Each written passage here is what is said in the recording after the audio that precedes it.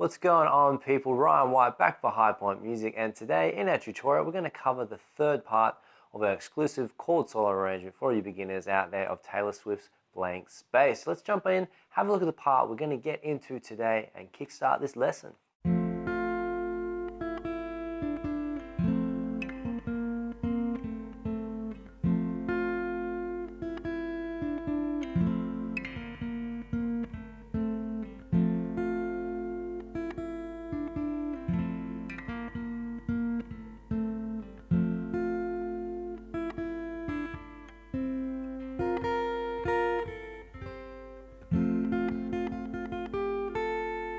So on and so forth with that part there. So let's jump in and start breaking down this bridge section.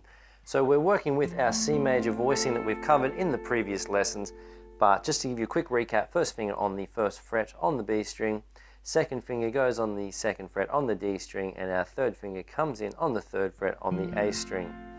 So what we're doing for the first part of this arrangement is we're hitting the A, D, and G strings like that, so that's, and then the B string on its own, so 1, 2, 3, 4, so 1, 2, 3, 4, just like that, people. So after that, we go, and then our first finger comes away and we go to hit that B string open, so, and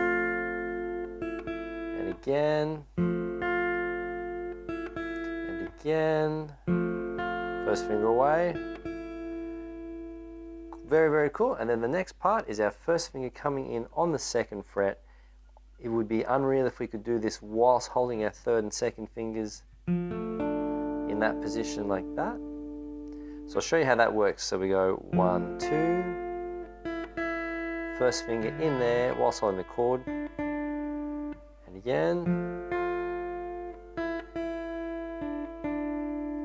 and once more.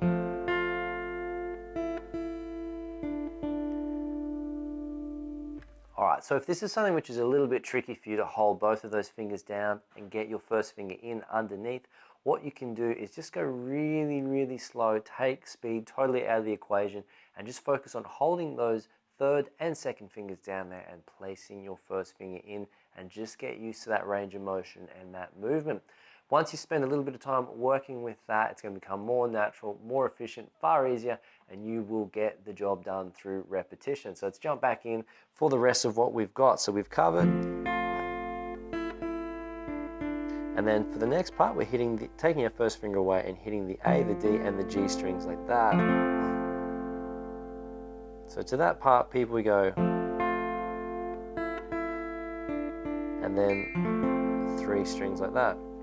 Again, open, first finger, chord, and once more.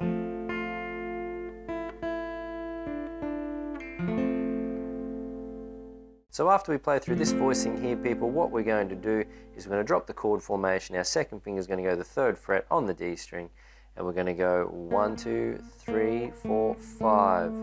So 1, 2, 3, 4, 5, with our first finger coming in on the second fret like that. So let's put all that together. So chord, 1, 2, 3, 4, 5.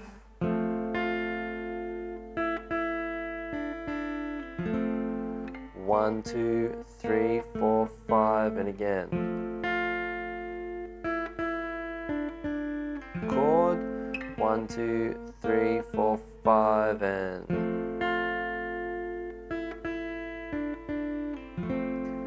1, 2, 3, 4, 5.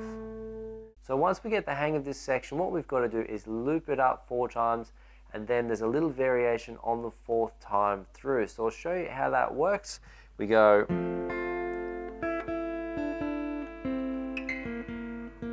that's the first time.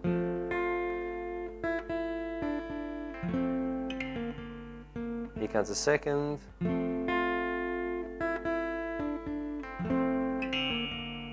That's the third, and here's the last one. We get to that bit, exactly the same, and then what we're doing, people, is we're jumping down and laying our first finger flat across the B string and the E string, going and hitting the bottom 3 strings. So 1, 2, 3, 4 is removing our finger to hit the open string. So we go 1, 2, 3, 4, 1, 2, 3, 4, and then 5 is our 3rd finger on the 3rd fret, covering the B and the E strings as well. 1, 2, 3, 4, 5. So putting that last bit together. 1, 2, 3, 4, 5. 1 chord, 1, 2, 3, 4, 5.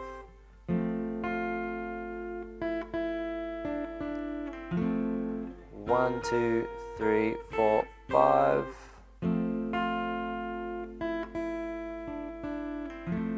1, 2, 3, 4, 5.